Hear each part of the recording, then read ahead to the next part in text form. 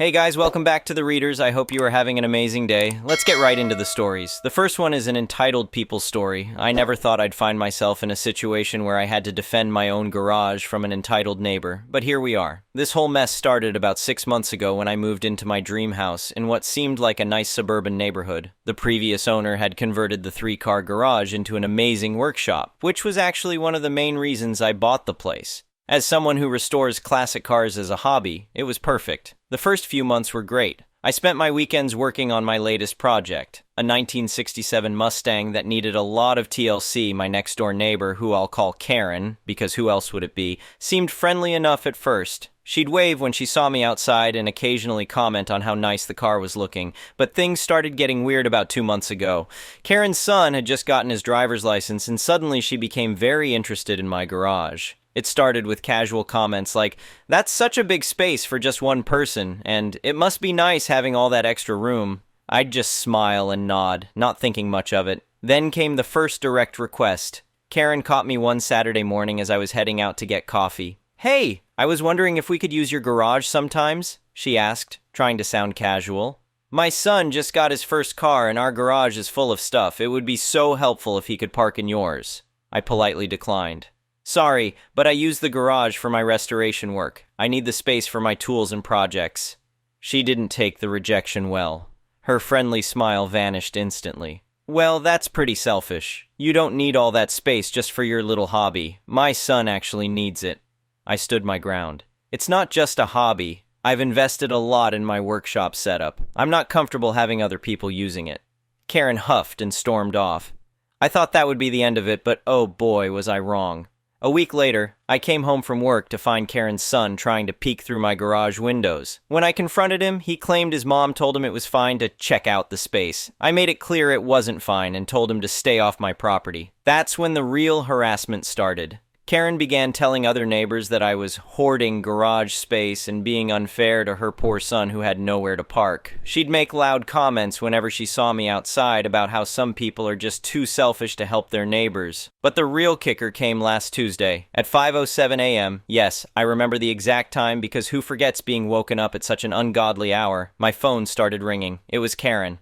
"Hello?" I answered, still half asleep. "I need your garage keys right now," she demanded, not even bothering with a greeting. "What? It's 5 in the morning."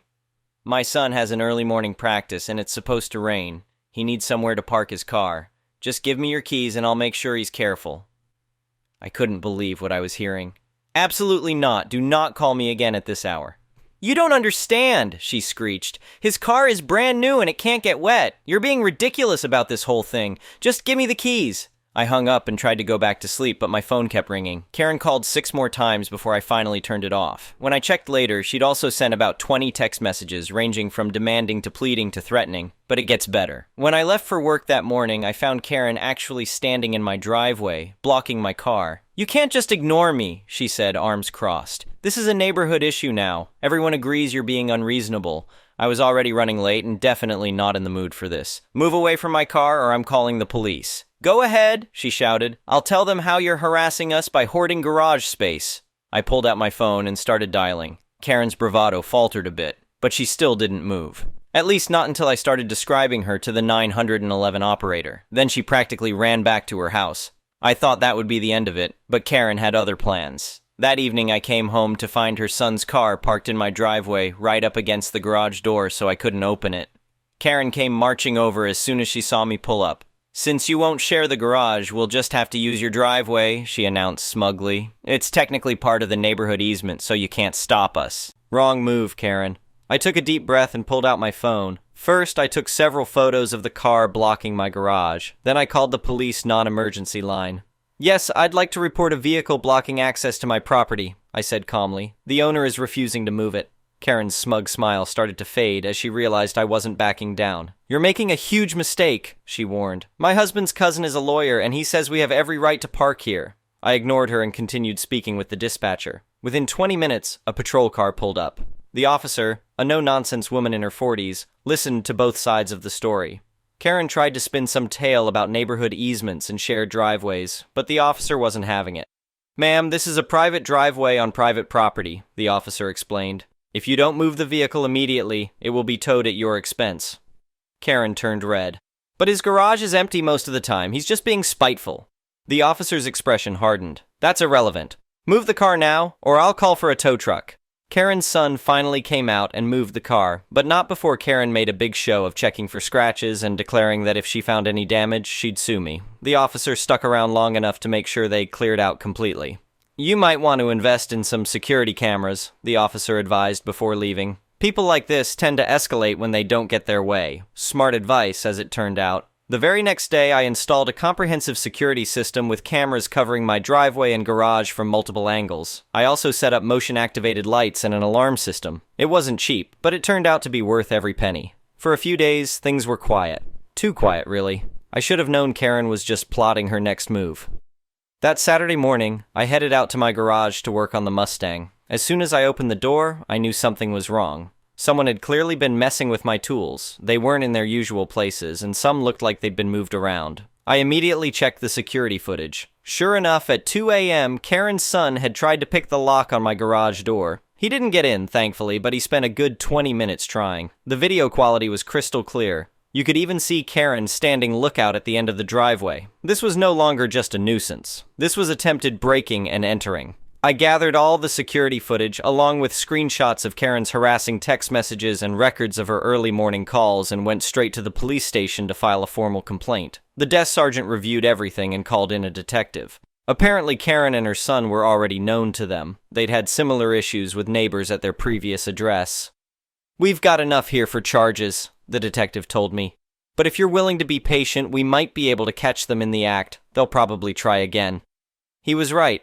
That night, I parked my car on the street instead of in the driveway. Around midnight, my security system sent an alert to my phone. I watched through the app as Karen and her son approached my garage again, this time with what looked like a set of lockpicks. I called the police, who were actually waiting nearby, expecting something like this. 3 patrol cars converged on my property with lights flashing. Karen and her son were caught red-handed, lock-picking tools and all. The look on Karen's face when the handcuffs went on was priceless. She kept screaming that she had every right to access my garage because she was a neighbor and her son needed it more than I did. Her son just looked terrified, as he should. Both were arrested for attempted breaking and entering, criminal trespassing, and possession of burglary tools. Karen got the additional charge of contributing to the delinquency of a minor, since her son was only 17. But here's where it gets really good. During the arrest, the police searched Karen's phone and found text messages to someone about selling my tools and equipment once they got into the garage. Turns out she had already arranged to fence my stuff. That bumped the charges up to attempted burglary with intent to sell stolen goods. The next few weeks were a whirlwind of legal proceedings. Karen's husband finally showed up. Apparently he worked out of state and had no idea what she'd been up to. He was horrified when he saw the evidence and immediately filed for divorce. Their house went up for sale within a month. Karen ended up taking a plea deal, 18 months in jail plus 5 years probation. Her son got juvenile detention and mandatory counseling. I also got a permanent restraining order against both of them. The best part, Karen's husband was so embarrassed by the whole thing that he offered to buy all new security equipment for my garage as part of their divorce settlement. I now have the most secure residential garage in the county, complete with biometric locks and military-grade security cameras. The Mustang restoration project got delayed a bit with all the drama, but I'm back at it now. Sometimes when I'm working in the garage late at night, I think about Karen sitting in her jail cell, probably still convinced she had every right to my property. It makes me smile every time. Last week, the new neighbors moved in, a quiet retired couple who couldn't care less about my garage. They did ask if I could help them change their oil sometime, though. I said yes, because that's what good neighbors do. They ask nicely and respect boundaries. Edit, wow, this blew up. Thanks for all the support. A lot of people are asking for more details about what happened after, so here's a quick update. It's been about 6 months since everything went down, and there have been some pretty interesting developments. First off, Karen's not doing so well in jail. Her ex-husband, they're officially divorced now, told my neighbor that she's already been moved to a different facility after trying to pull the same entitled behavior with her cellmate. Apparently, she decided the bottom bunk was rightfully hers because she needed it more. That didn't go over well with the other inmates. The really crazy part? After Karen was arrested, 3 other families from her old neighborhood came forward with similar stories. Turns out this wasn't the first time she'd tried to take over someone else's garage. At their previous house, she'd actually managed to bully an elderly neighbor into letting her son use his garage, then refused to leave until the poor man had to sell his house and move away. The The police are now investigating several other complaints against her. Her son is actually doing much better. His dad got him into therapy, and the kid wrote me a long letter apologizing for everything. He explained that his mom had always been like this, constantly demanding things from others and insisting she had a right to them. He admitted she'd been pressuring him to break into my garage for weeks, telling him it was fine because I was selfishly hoarding it. The counseling seems to be helping him understand how messed up that mindset is. The divorce revelations were pretty wild, too. Karen's ex-husband discovered she'd been running this same entitled scheme for years. She'd pick houses with nice garages or other amenities she wanted, move in next door, then start harassing the owners until they either gave in or moved away. She'd actually gotten them kicked out of 3 different neighborhoods before moving here.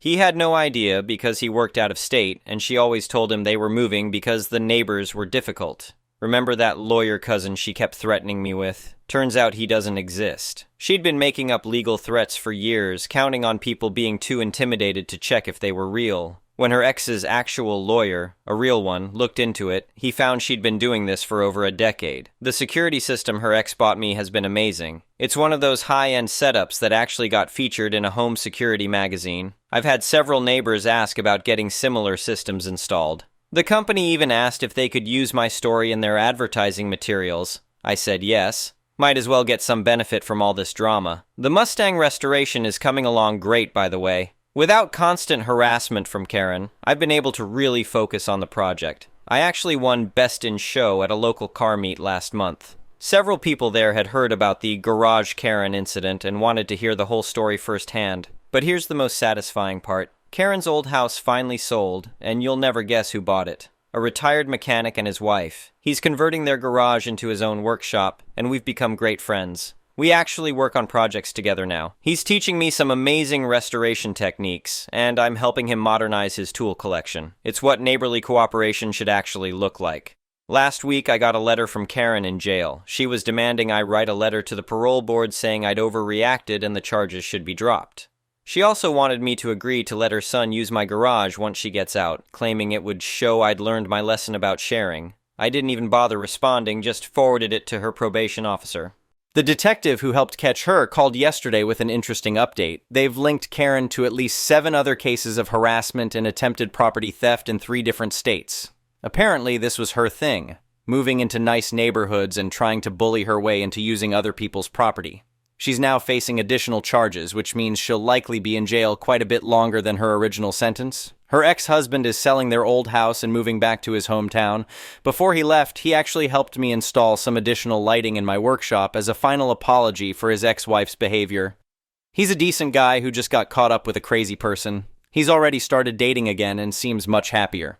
The neighborhood has completely changed since Karen left. People are friendlier, more relaxed. We even started a monthly car enthusiast meetup in my driveway. Several neighbors have gotten into car restoration as a hobby, and we all help each other out. It's become this really positive community thing. Oh, and remember those lock-picking tools they caught Karen's son with? The police investigation revealed she'd bought them off Amazon using her ex-husband's credit card. She'd actually ordered a whole burglary kit complete with Slim Jims and bump keys. Her ex was able to use those credit card records in the divorce proceedings to show how long she'd been planning this. The karma train wasn't done, though. Last month, Karen's sister tried to move into the neighborhood, apparently to defend her sister's reputation. She put an offer in on a house down the street, but once the HOA board heard the last name, they did some digging. Turned out she had a similar history of harassing neighbors at her old place. They rejected her application immediately.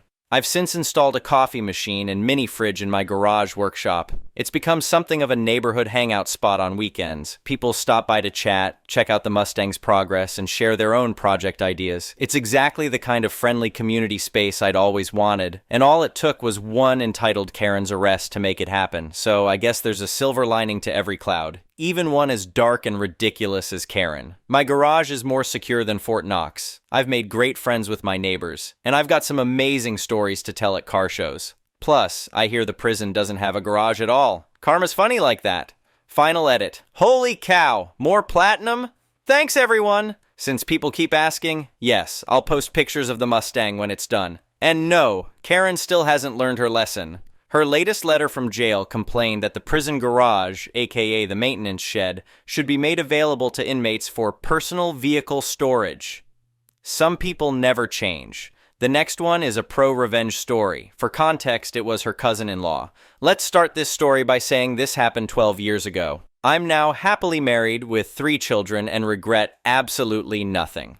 I was with my new ex for 3 years. I had noticed that she was being extremely controlling. I was expected to give every little detail of my day and tell her my schedule in advance, and if I deviated from that, she would be very upset. She chalked it up to just bad feelings she was having and shrugged it off as her paranoia for past relationships of infidelity. I had never once cheated or strayed, and I never gave her a reason to act like this. It felt unbecoming of my fiancé to act in such a way. Now this is where it gets juicy. After she had asked for my schedule to make plans, as mine tends to be more hectic than hers, I noticed she was texting someone. In my line of work, if I put in more than 40 hours, I have the ability to take time off at will as long as the work is completed at a later date. I was very good friends with a brother and still am. We laugh about this to this day, and he actively reminds her of it. I messaged him stating I wanted to do something special for her a little bit earlier than our anniversary to make sure it was a special surprise. They both worked in the same fabrication facility. He was a fabricator and she a shipping manager. He was kind enough to let me know her schedule. That's where the discrepancy falls into place. Without my knowledge, she was foregoing overtime. She worked 12-hour shifts Monday through Friday, with the exception of Wednesday, when she would only work half a day. She had been taking Wednesdays off right around the time that she started getting extremely controlling. Lucky for me, I had stacked several days of leisure time up, so taking a Wednesday off for me was not an issue. A few days go by and Wednesday's here. I put on my work gear and leave for work. I was expecting her to leave as our apartment complex had 2 exits on the same road I could see directly across from a shopping center, so I parked my car near the back and waited. After about an hour, I notice a very specific red Mustang with a specific decal on the back window. It was her cousin by marriage. I had also done my due diligence to take an old laptop, which we kept on our desk in an office area with a full view of the living room, bedroom door, and bathroom plus the kitchen. I had set it up for remote access and had it alert me when the webcam noticed movement. Giving her the benefit of the doubt, I thought he may be dropping something off or coming over to assist her with something as her family sometimes does. Sure enough, a message came through, so I remote into my laptop. He walks through the door without skipping a beat. She unbuttons his shirt and begins kissing him. I created a URL link for the live stream, and as she was preoccupied, we had a family group text and a friend group text. They were both part of it, but at the current time, they were currently indisposed and didn't look at their phones. They didn't even wait. They could have gone to the bedroom, but no, they decided to get freaky deaky right there on the couch. I sent the link off to the friend group chat and the family group chat. Within minutes, I'm getting calls non-stop from friends and family alike. There was no turning back. She was getting blown up, but she was ignoring her phone. Not until the 4th or 5th call came through did they decide to take a break. For context, the state I live in allows recording of personal property regardless of occupancy. I was the only one on the lease. She wasn't allowed to be on the lease because of poor credit. The call she had picked up was from her cousin's mother, who she was banging. She answers the phone on speaker, and I kid you not, the first words out of his mother's mouth were, "Stop fucking my son." They both became rigid, and she began to stutter over her words, saying, "What are you talking about?" etc. The mother then divulged that there was a live feed of them sent out by me to her family. She grabbed every pillow off the couch and covered herself up. The cousin staggered off, trying to put on his pants and shoes just to trip himself up and bang his head off of my coffee table, leaving it with a divot. By this time, I had made my way to the front of the apartment complex. I was there to greet the adulterer as he came out of the front exit. He froze and began to cry, apologizing profusely. I'm not going to lie, what happened afterwards wasn't my best moment, and I nearly got into legal trouble if it weren't for the fact that he was trespassing on private property. Let's just say I had a cast for 6 weeks and he wasn't in any family photos for months. I went up to the apartment, where she was now fully clothed and crying inconsolably. I asked her if it was snot or cum on her face. Then I told her not to answer because it didn't matter anyway. I gave her 1 hour to remove all her belongings, as again, everything in the apartment was mine except for clothes, some makeup, and a few kitchen utensils. Her mother would not let her move in, as she was just filled with embarrassment. Same for her brothers, and the cousin's mother kicked her son out. Rumors spread around our town very quickly, and for a lack of better words, she was untouchable. The next one is a malicious compliances story. This is a doozy that happened to me at my old job, a server at a breakfast place, where I fully acknowledge that there's no need for an AITA, because I ATA, and I know it. I was having a particularly overwhelming shift, and about 3 hours into a 6-hour shift, 2 people came in that were particularly known for their being divorced and completely loathing one another quite openly to the servers and staff, and were overall very loud and rude to guests and staff alike. Every other weekend they would come in to go over paperwork and divorce things, and the server who would get them always got sympathy from the rest of us. I had the pleasure of serving these lovely people a few times, and all of the times were so insanely different in terms of weirdness, but let's just get into this one. They come in, and it ends up being my turn in the rotation. Yikes, but I thought me and the guy were chill because the last time I served them I told him I liked his dinosaur shirt, and his ex-wife made fun of him for it, and I told her I thought it was a cool shirt, and he and I high-fived, and it was the most invigorating experience of my life. I come up to them and ask what I can get started for their drinks, and I can tell it's going to be a tense experience already. They were both very snappy and rude, and I was doing my best to just stay friendly. Fast forward, and I'm asking for their orders eventually, and the guy orders 4 eggs. I explain to him we double our yolks. If you order 4 eggs, you will receive 8 total eggs. He tells me no, he wants 4 eggs. So I tell him, okay, so that is going to show up as 2 eggs in our system and on your respite. He tells me no, he wants 4 eggs. At this point, I don't know what to tell him, but I try one more time. I tell him, yes, you will receive 4 eggs on your plate, but it will say 2 on the respite. He says, no, I don't want to pay for 2, I want to pay for 4. I'm done. ATP, I'm more confused than he is. I tell him okay, and I write it down on my order sheet. I put in the order. Manually, because we do not have a button for 4 eggs because we double our eggs. The head cook calls me over. He says, 4? I say, that's what the customer ordered. He says, okay. And he makes the most beautiful, over-easy sheet of 8 eggs with a side of bacon. It comes out and I serve it to him. He looks at me and says, this isn't what I ordered. I say, yes, it is. And he says, fine, I'll take it. I got yelled at for it at the end of my shift, but it was so worth the look on his face when I served it to him, and the laughs it got from my coworkers who told me they wished it was them to serve it to him. One of my favorite memories from working at that place. I have a picture of the 8-egg beauty, but I can't post it here. Thank you for watching. I would really appreciate it if you could like the video and subscribe to our channel if you haven't already. We'll see you again tomorrow.